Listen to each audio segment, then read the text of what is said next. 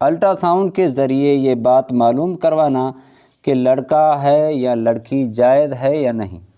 اگر کسی طبی ضرورت کے لیے الٹرا ساؤنڈ کیا جائے تو اسی کے دوران بچے کی جنس بھی معلوم کر لی جائے تو اس میں حرج نہیں، بشرطے کہ الٹرا ساؤنڈ کرنے والی عورت ہو۔ لیکن صرف بچے کی جنس معلوم کرنے کے لیے الٹرا ساؤنڈ کیا جائے غیر ضروری اور ناپسندیدہ عمل ہے۔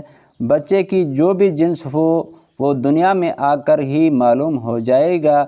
پہلے جنس معلوم کرنے کے باوجود اس میں تخلیق میں کسی قسم کی تبدیلی ممکن ہے۔